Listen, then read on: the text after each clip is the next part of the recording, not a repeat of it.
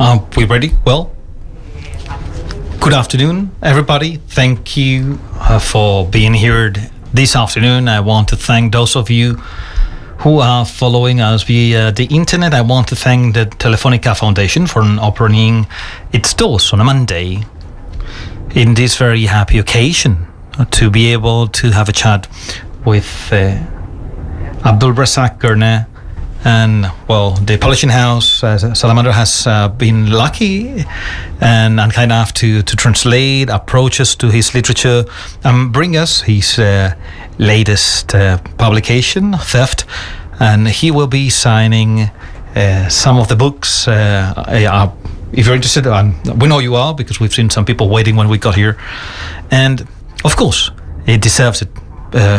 First, because he is a writer that has gotten us closer to reality, the reality of Eastern Africa, which is very far from us, through characters that are alive, full of hope and uprooting, and the post-colonialism in Africa and its history is there as well, but also the revolutions and becoming part of a new world.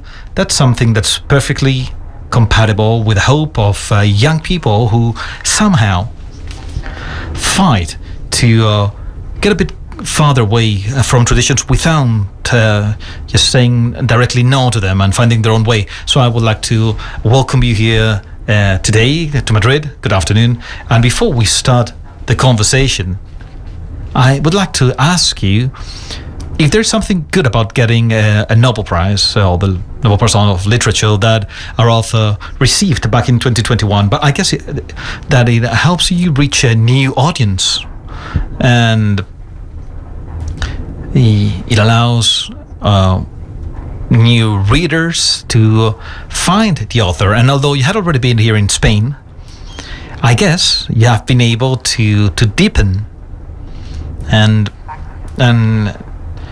check the impact of having a new audience, new readers and young readers. That's why I would like to ask you, Mr. Gurnah, how you feel in Spain, and what's your perception about how your books are welcomed here in Spain by Spanish authors and Spanish-speaking readers. I feel all wired up. I can hear myself in my headphones.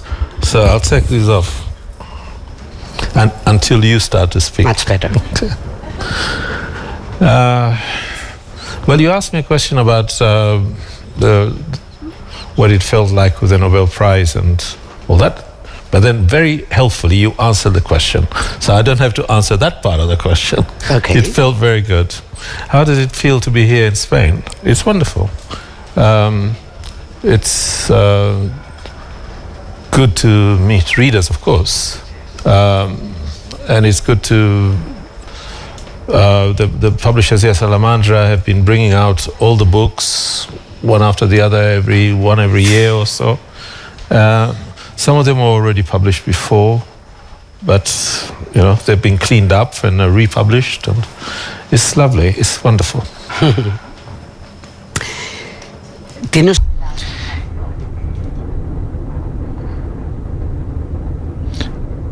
Do you feel there is a new audience or new readers in the present situation and today in 2025, in these times of turmoil that we're going through in Europe, to listen to the stories you tell us, especially about the 50s and the 60s and the 70s, but from a day that's a bit more unknown from a European perspective, and in which you base many of your characters on your stories. So is there newer generations interested in understanding more about that space, that Tanzania and that Zanzibar in which you were born? I don't think it's a matter of period or time. I don't think that when we read at least speaking as a reader now, I don't think I read to understand the time I'm in. I think I read well, for a starter, I don't read to understand anything in particular. I read to enjoy what I'm reading. But what comes out of it, I think, is not so much an understanding of the time I'm in now, but whatever it is that the period that the book is working in. And the great beauty and complexity of literature is that whatever the period, whatever the time, somehow is still to do with the period we're living in now. Mm-hmm. So it doesn't have to be that we read something which is directly addressing the circumstances we're in now for us to be able to see connections with the times we're living in now. Because, I suppose, partly because when what we read works, it works because it tells us something about what we know, something about living as human beings in society at any time. And so we can always relate it to whatever our circumstances are. So I'm not sure, because I'm not a reader of my books. So I'm not sure how those books will be read by somebody who's young or who's old or who's middle-aged, or whether they're reading it now or they're reading it 50 years. Sorry, not 50, I wasn't writing 50. Say 30, I can't tell about that. But in general, I would expect that what we get out of reading is not necessarily whether it's about what period it's at. Es cierto. It is true that there is something universal. The best writers are able to find those deeper lines that help someone or a character like Don Quixote be perfectly well understood, and it can be contemporary today. Just like the cross stories of Karim Fausia and Badar, and also Yusuf or Rashid, who were the main characters in previous books that were part of Paradise or Desertion. I mean, they even if they link us to that time in which the book or the novel was written, but one tries to find around you keys that help you understand where we are today. And I say it because we are in a country in which we have a complex relationship with our history and our historic memory. And more and more, not only young people, but other people find, besides the pleasure of the pure stories in the books, they also find references in the time in which those characters were living. And that's why I'm asking, because Africa is still a great unknown for us.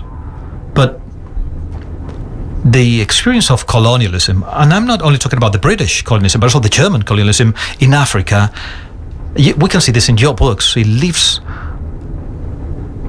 wounds and perceptions that last generation after generation.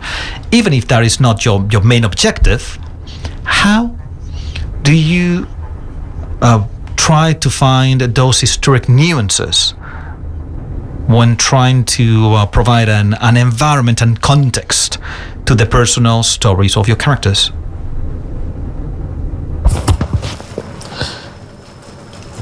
Well, it's not addressed, these kinds of questions, not your question, but these kinds of ways of addressing an issue.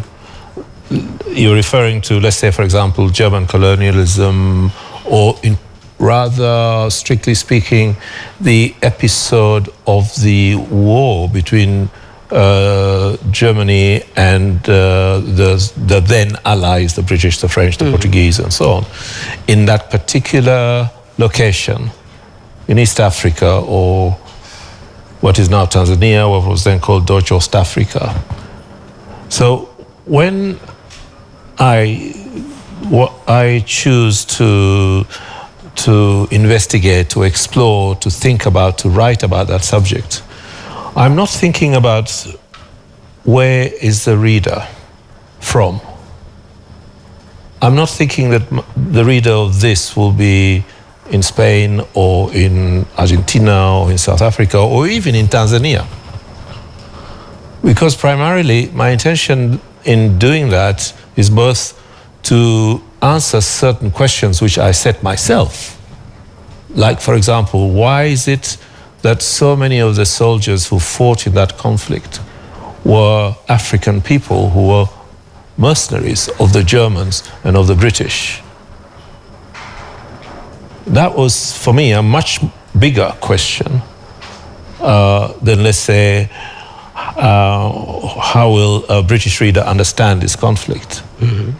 It's not to say I don't want or I don't care for the information part, as it were, of reading. This is one of the pleasures of reading, is that the pleasure is, of course, primarily because it's done in a pleasing way, a way that draws you in and that keeps you engaged and so on. But another pleasure is finding out things mm-hmm. That you didn't know or you knew, but now you're hearing them or reading them in a way that is slightly different maybe and making you rethink something. Or perhaps not even that, perhaps reading it and thinking, yes, exactly. All of these are part of that process.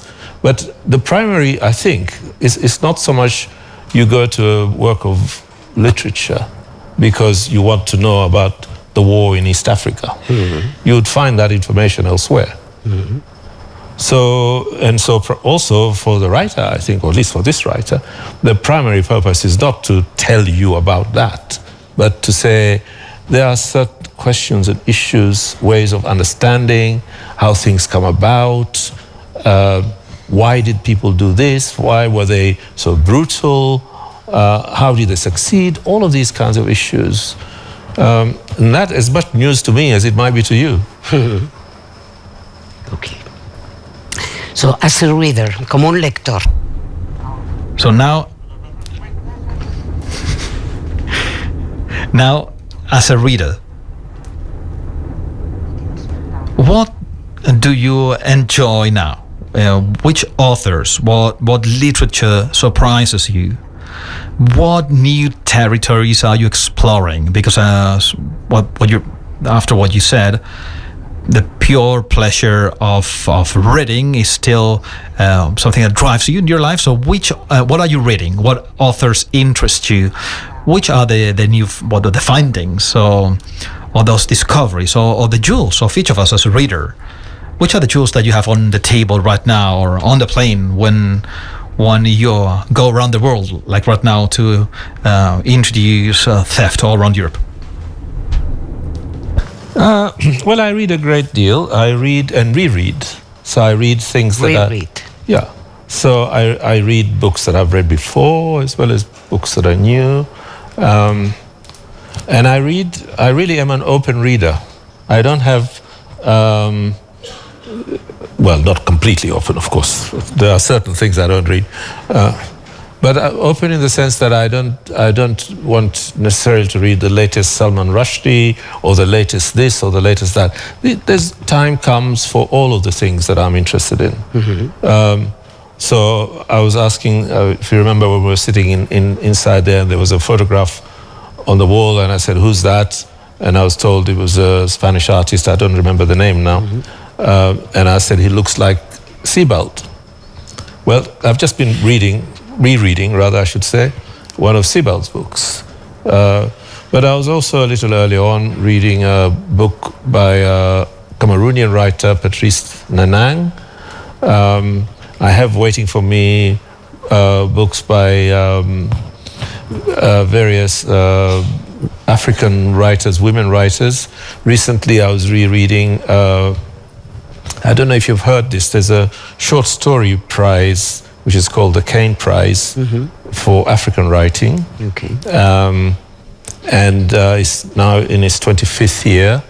So they asked if I could be one of the judges to see which of these 25 should now be said, this is the best of the 25.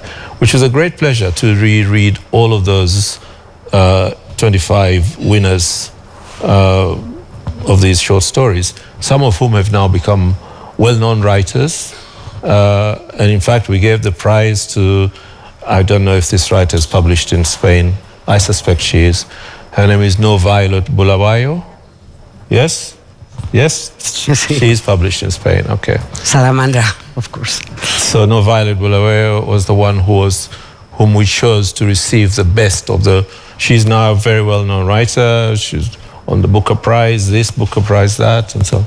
So there's a pleasure in both reading new work, but also a great pleasure in coming across youngish, well, to me, most of them are youngish. Youngish writers at their career, at the beginning of their career, and you see something, and then 15 years later, this one's a famous writer. I love that. And there's so many young African women writers. No Violet Bulawayo is another one. Maza Mangiste, no, Ethiopian writer, or Yvonne Adhiambo War. There's so many very, very good writers, women writers. Those are the people I read. I also reread Dickens, if I feel like it. I haven't reread Don Quixote for years, so maybe I should. But I love that, being able to return to books and also reading new materials. Okay. Vamos a estar bien. I'd like to ask you, when a young African arrives to now the UK or Spain or Belgium or France, when with 17 years of age, just as you arrived to the UK, being a teenager, almost with no money in your pocket, and with the will to create a life, your own life and your own universe. What do you think they're finding now that's different from the time in which you arrived from Zanzibar to the UK? How society changed? I mean, some things are obvious, but the perception of uprooting or racism, is it different, or do you think it is different now compared to the end of the 60s or the 70s when you got to a Europe that was also changing deeply? What's different for a young African today in Europe? Well, many things probably are very different. The atmosphere, and I wouldn't have been able to say about Europe, but what I found in the UK, in the United Kingdom anyway, it would have been very, very different. I think there is now a heightened language of hostility, which wasn't there. But on the other hand, there is also a great deal of awareness, which also wasn't there. So in other words, there's perhaps a more polarized reception now. That's one thing. The other thing that I didn't have is a sense of that there is a community here to which I might say I can join. By which I mean that if you're watching football on TV, every now and again, there'll be a team with one black player. You say, hey, look, they've got a black player in that team. Or perhaps on TV you might see a black comedian might have a small part to play. Whereas now, of course, you switch on the TV, half the team is black players, if not more. Or you see, the ministers, and in fact, the last prime minister before this one was a man of Indian ancestry. And so in that respect, the people like you, if you like, are visible everywhere, visible in ways that are endorsing, that make it possible for you to imagine that an ambition for yourself. Whereas the only thing on TV that I remember seeing were racist jokes. All the programs were to do with Pakis and whatever, you know, making fun of immigrants and so on. It was a different time. So on the one hand, you have this hostile language in the press, but on the other, opportunities are there. When I went to university, I don't think there was a single other student in my university who was in any way not a European-looking person. Whereas now, you go to almost any campus in any university in the United Kingdom anyway, and you'll find lots of students who are British, black students. These are the differences that you would see, I think, that you would see that there are places, there are routes, there are places you can go, and you wouldn't need to, to be kind of like very, very hardworking and ambitious necessarily. You just have to work hard, and you'll get there just like everybody else. Yeah.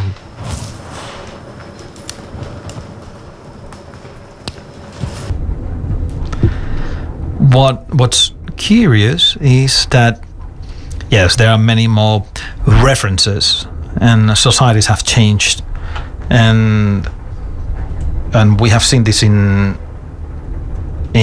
Spain, in Barcelona, of course, and here in Madrid as well. Not so long ago, it was very, very hard to hear a different accent and seeing different races, but that still creates a current for the defense of national values and rejection against foreign people. And we are seeing these in the UK and here with very deep racist discourses. So how can it be that in societies we have immigrants or people who have been born here, they have gone to school, they have your reference in football, in culture, in TV, in popular culture, but how do we still see this rejection saying you are not truly European? Why can we see this movement? And even with social or social democrat governments that don't want to recognize them, I'm getting tired. Am I getting you tired with my questions? I'm sorry. No, you're not getting me tired, but you're asking me questions which I don't mind answering. But I'm just a citizen. You have an opinion on that, just as I have an opinion on that, just as all of you have an opinion on that. I don't have any special knowledge that's going to be the answer to the question that you're asking. But why exactly it is that, on the one hand, you do have all these examples of people making useful contribution to whichever society it is, or in any case, a greater understanding of, shall we say, our shared humanity. And yet at the same time, there seems to be this rising hostility. I like to think it's because they're losing.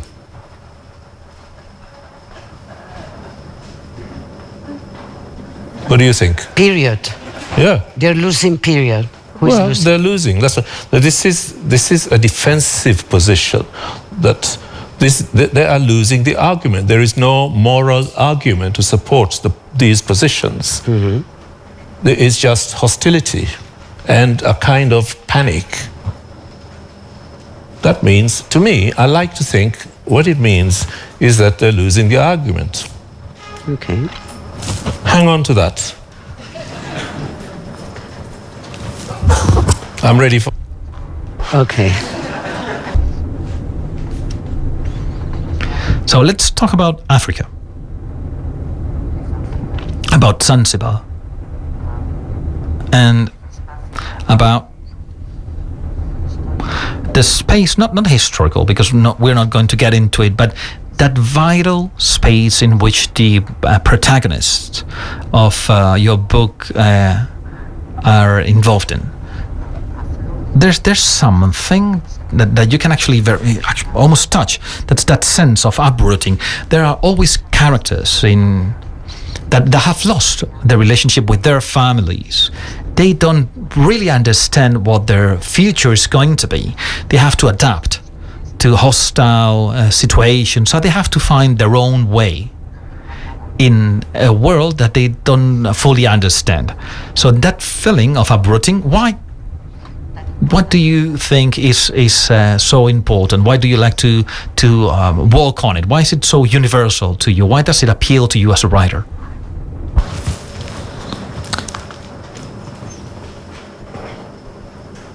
Well, it's often, not all of the books are about uprooted and whatever. Some of them are about old people who are reassessing things that have happened to them.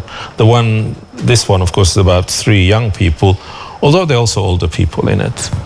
But I also, in what I write, I often like to see how people cope, how they deal with a situation that they find. Of course, I put them in that situation. It's not that I find them on the street, but how it is to ask a question, like how it is to find out that, let's say, for example, that a story that you've grown up with about who you are, or who your family is, or that this is actually not the full story, that there is another story. So how do you deal with that? How do you deal with secrets? Families always are hiding things from each other. For good reasons, they think, to spare each other pain. But how do you deal with that when the information arrives? So it's not always just uprooting. If you take, for example, desertion, which I assume you're referring to, my primary question in writing Desertion was really both about how the sins, as it were, of one generation I passed on to another. Mm-hmm. Whether the legacy of these is deliberate or not, but nonetheless they come across. So in the case of that novel, is something that had happened however many, 50 years ago, and now the granddaughter of this woman is understood to be somehow something to do with that person and what she did. That's one thing. And the other thing in that novel that I was also very interested in are the 2 brothers. If you remember, one of the brothers leaves, he wants to study, he's desperate, he wants to, not necessarily because he wants to go to England, but he wants to study, he wants to leave. I'm very familiar with this sense. The other brother stays. He stays because, he feels a responsibility to look after people. Mm-hmm. And so the question which always interests me is, in such situations, what is the right thing to do? Is the right thing to do to seek your own ambition, to your own aspirations, mm-hmm. not because you want to become, the builder of Trump Tower or something like that, but to just fulfill yourself as well. Do you do that, or do you accept the responsibility or rather assume that you have a responsibility to stay and look after people in difficult circumstances? So that's the other issue. So it's not really about uprooting. It's really about these kinds of other issues of complications that are to do with decisions. Some of them actually in our hands, some of them taken out of our hands, but nonetheless, you have to deal with the aftermath. You have to deal with the consequences of whatever decisions are made, or indeed whatever decisions you make. And then you often find, when you get to whatever it is you got to, did I do the right thing? Life goes on.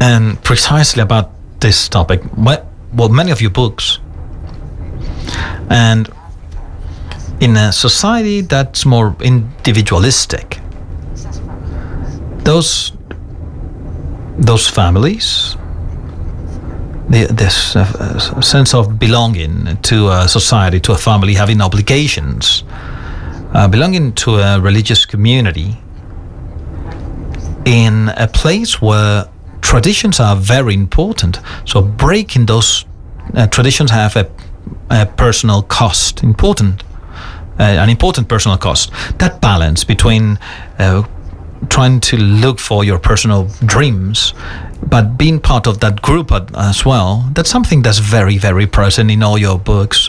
But also seeing how different cultures live together, also different origins and different religions, how they live together. Do you travel to Africa often? Do you still see the social and cultural changes and the new colonialism it's not British or German anymore, but it does come from some other parts of the globe. Is that society as individualistic as Western societies, or is there still heavier weight of family? I mean, in Zanzibar and Tanzania that you still know? I don't think the weight of family in Zanzibar is probably any different than the weight of family in most places. It's maybe that it might function in slightly different ways. In fact, it might be easier in the sense that people recognize the necessity of making hard decisions about going to work somewhere else or going to find work somewhere else. So I don't know, unless I'm mistaken, I don't suppose it's any easier being part of a Spanish family when it comes to decisions. There's still probably debated endlessly between you and your parents or grandparents and cousins or whatever.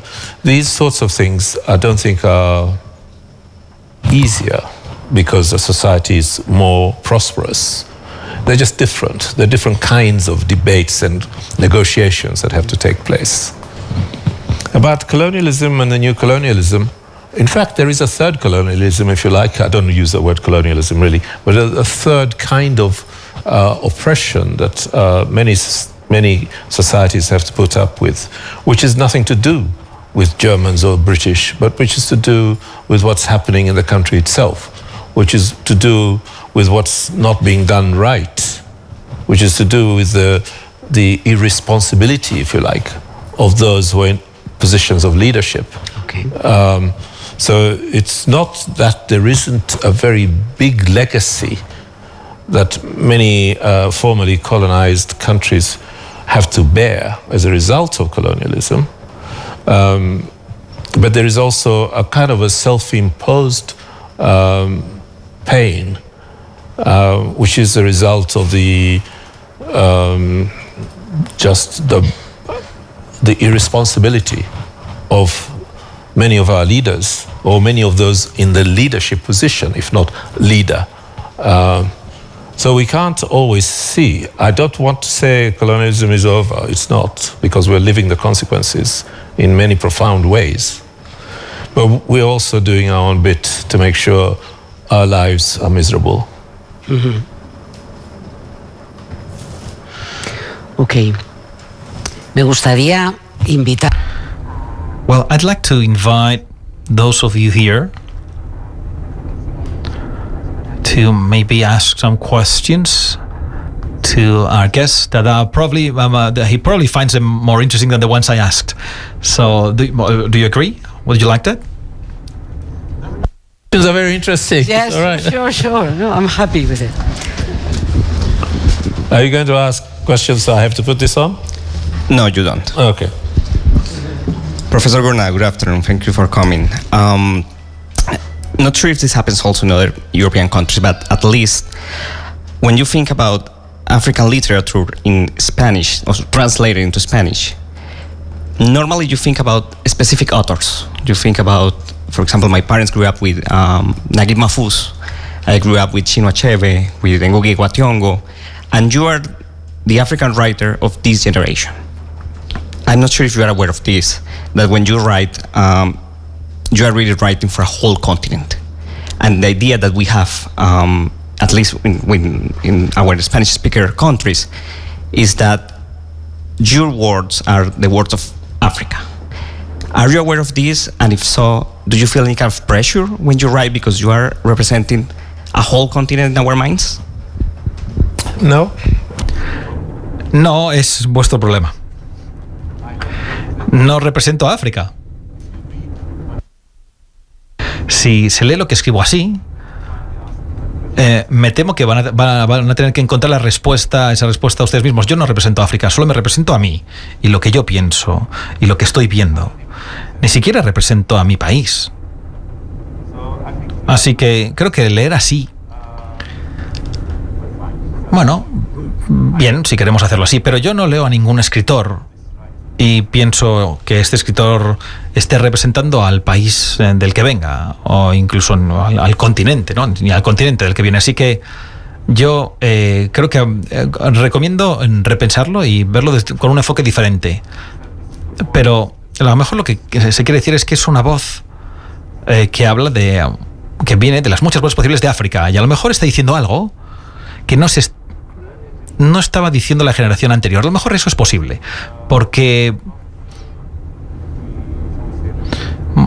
muchos de los escritores bien conocidos de África son de un cierto periodo. Bueno, vienen de un cierto periodo y se quedaron allí de forma sólida. Estos escritores brillantes, ¿no? Se mantuvieron de una forma sólida durante un tiempo, ¿no? Y esto es lo que todo el mundo leyó. Pero creo que hay una no nueva generación, pero hay otra generación de escritores. Algunos ya están ahí, pero no son tan visibles porque las grandes figuras eran a los que se veía más. Y también hay otros escritores que están diciendo cosas nuevas, o hablan de lugares de los que no habíamos oído hablar antes, incluso de África. Así que creo que lo que oímos es ese coro que habla de distintas dimensiones y distintos aspectos de África. Así es como contestaría a su pregunta. Muy bien.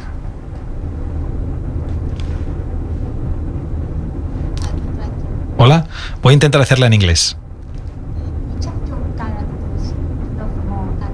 Speaking about Dickens, which of Dickens' characters you love more, and which connection do you have with Dickens? All right. Okay. So this is going to be a class. No, it's okay.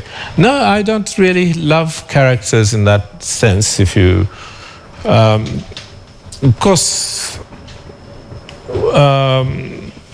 if you're making a world, as it were, sort of, there are obviously going to be some people who are unlikable.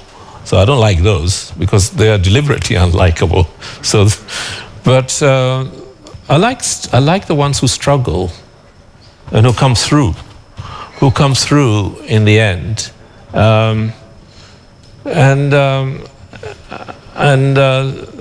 So I have several of those that I like. I think you want me to say Yusuf, don't you? Yeah, but I do like to write about how,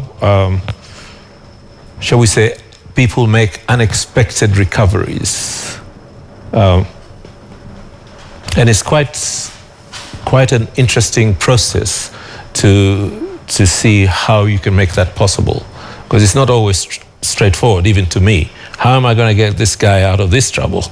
But to do that and to see how, and often people do it out of a certain kind of integrity or truthfulness or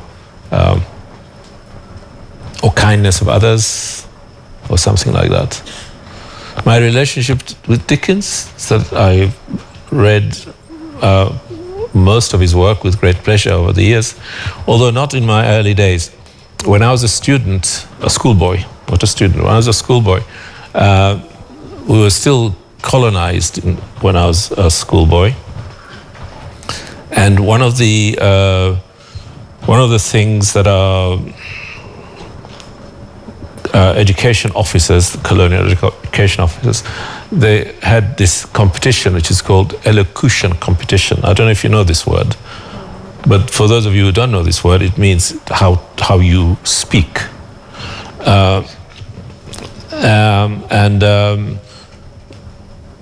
Our headmaster and the president of the primary school, so I would have been maybe about 11 or so, decided that our school would put in a candidate to this competition. And I was one of the candidates chosen. There were like 4 of us. And the passage that I was given to read, to learn, I had to learn it and then deliver it like, a performance on stage, this kind of thing, was a passage from Little Dorrit, which is the circumlocution office. And I had to learn that and deliver it, and I didn't know what it was all about at all. I had no idea what it meant, and I thought Dickens was the biggest pain in the ass that I could think of, and I had to learn this. So it took me a long time before I could actually learn to read Dickens. And when I was myself an undergraduate student, that's when I started to read Dickens properly. My favorite? Probably David Copperfield. Okay.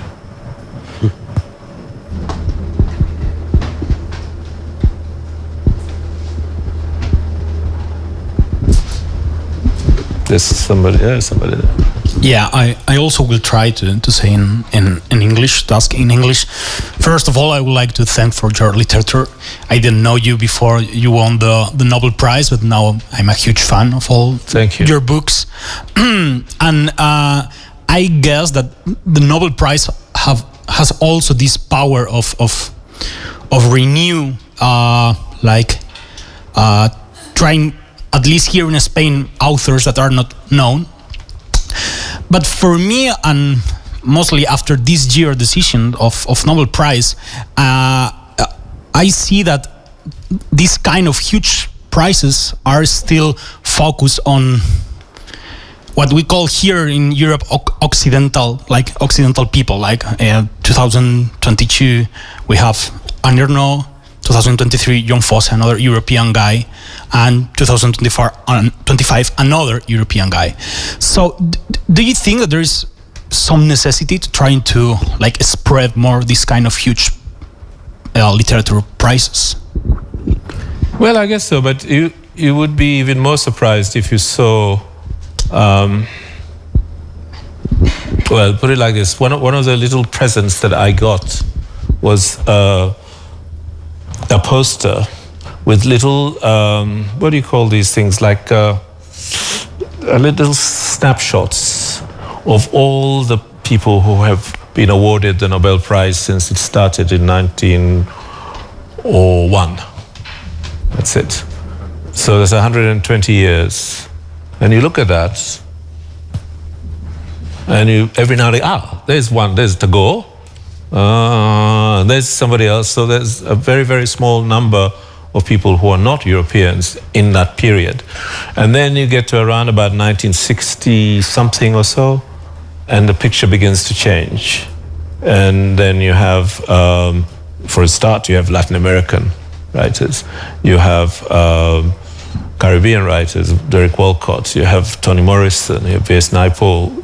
So, Wole Soyinka, and so on. Naguib Mahfouz.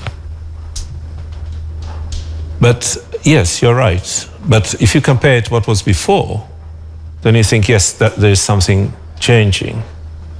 It strikes me really sometimes rather amazing when you consider the importance, let's say, in the world of literature, the importance of, shall we say, Indian writers. That there's only one Indian writer who's ever been awarded a Nobel Prize, and that was in 1920 or something like that. Or when you think of Arabic literature, there is only one, Naguib Mahfouz. But on the other hand, prizes are provisional. They're not a judgment of God. They are made by a group of a committee, and that committee chooses what they know. So we can encourage them to say, why not have a look at writing from here or from there? But we also have to accept that it's our own fault if we make the prizes like profound judgments rather than provisional judgments. So I like to think that what prizes do, not the Nobel Prize, it's wonderful that they gave it to me. I'm very happy. But I like to think that what prizes do is they alert the rest of us about a writer of interest and of importance. And then we say, I didn't know about that. And this is not just a Nobel Prize, but no doubt, I mean, in Britain it's the Booker Prize, but no doubt there are prizes here in Spain that do that, and also in France and whatever. So I like literary prizes in this respect, not only because sometimes they give you a nice little sum of money, but also because they tell us about writers that we perhaps might find interesting to read. But keep saying things like that, because obviously, if something has such a global impact as the Nobel Prize, you want it to be something that is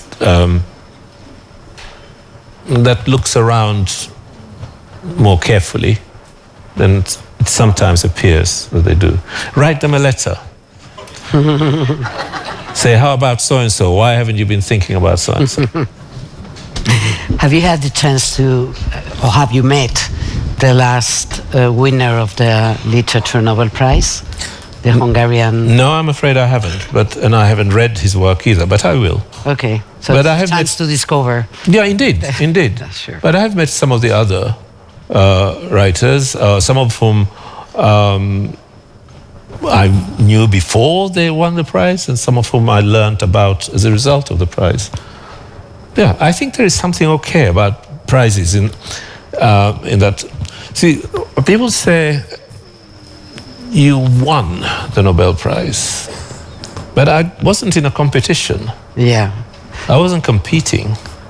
I was awarded the Nobel Prize, which is a different thing. So when you think of prizes as competitions, then it's a different thing. It's not really a competition. Mm-hmm. It's a committee that says, all right, in our opinion, we think this is the book that we want to, or the writer that we want to award the prize to. I think we have to think of it like that. Okay.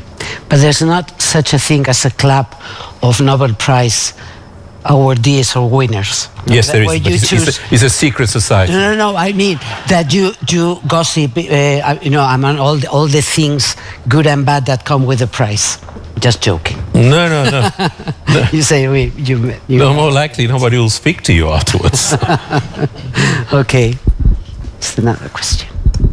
Mr. Gurnah, first of all, thank you so much for sharing time with us. Pleasure. Before you were saying that an author doesn't represent its own country, her own country, nor even her continent or his continent. But in literary studies, we often categorize works by African authors under different labels, such as African literatures, post-colonial literatures, or British, Anglo-African literatures even. So do we really need these labels? Do you consider that these labels are necessary to map the African literatures nowadays? Those labels like that, as you say, are to do with making a program, naming a program. So you call it, in fact, this is how the post-colonial literature thing becomes, is to say these are the texts that we're going to put together for teaching purposes. And we've got to make sure that our students understand. I myself have been a teacher of post-colonial literature for decades.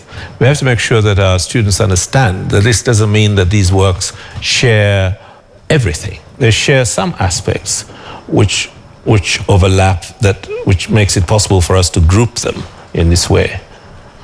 But that we also have to be aware of what is different about them. We have to be aware about the specifics of each of these, and to avoid the temptation of wanting to pronounce in general African writing is like this, or post-colonial writing is like that. If you do that, then you're a bad student. Is what I would tell my students when I was teaching. No, don't do that. Don't speak about this in this way. You have to be clear about the context and about the specifics, the history, the desire of the text. What is it that the text wants to do, and what does it intertext with that allows us to see these two or three alongside each other. I don't mind labels if they enable us to kind of generalize now and then, but we have to be careful how much we generalize. Okay. There's somebody at the back over there. Hi. Hello, hi. Thank you very much. I was thinking about that as the man before, about this idea of don't read an author thinking he represents a nation or continent, but in a way more romantic. In literature studies, for example, I was reading that Goethe or Joyce were thinking like authors of a nation, no? Germany, and that was because they touched the heart or the sense of the people. And I don't know if in that romantic way you read or you read some authors thinking they have the sense of him, nation, or in a particular time. If you are inclined in that way, that's fine. But there are a lot of Irish people who would perhaps not want to say Joyce is the national kind of like representative of Irishness or something like that. They would be very proud of Joyce, perhaps, but with wanting to see that there are many dimensions of Ireland that Joyce doesn't know anything about or is not interested in. And was the other one Goethe? If you read some author in that sense. Yeah, well, I think there's a problem with doing that, you see, because what that does is two things. One is that it simplifies perhaps the work of that writer by making him a nationalist. In fact, I suspect Joyce would very much have refused that description of himself as a nationalist writer. You don't think so? If he touched the sense of his people, not precisely if he's nationalist. It's different. Well, fine. If readers can do what they like in that respect. So the way of reading a writer as in some ways, somehow, what they call in the UK a national treasure, that's fine. But that's your business as a reader. I'm not sure if it will be profitable for, let's say, for a writer to set off that my ambition is to become a national treasure. I'm not sure that will be how you would get there. But what choices people make in that respect to see Schiller as the national poet of Germany, that's their business. But I'm not, again, you have to be aware that even if you do that, it's unlikely that you'll have a consensus. It's very likely, in fact, that you will provoke somebody to say, I hate Schiller. Precisely because they're being forced to somehow see that figure as speaking for you. Okay? Well, we can continue this if you want. I don't mind. Okay. Una última cuestión. Okay, thank you, Mr. Gurnah, for being here and for sharing with us part of your wisdom. Oh. How much of yourself, of your own life, is there in your books, in your characters? Yeah, well, this is it's not a complicated question, really, but there's probably a lot of it, but on the other hand, it isn't just me. It's also about what I've seen and what I've heard. So it's not so much about whether I've lived these experiences, but I may know somebody who did, or I may have heard or read a story about somebody who did. It's all part of me, because this is part of what I've learned, what I've internalized, what I've understood. And the gaps in between, I fill with my imagination. That's what writers do. They make things up. So there's some of me, but there's also a lot that's not me.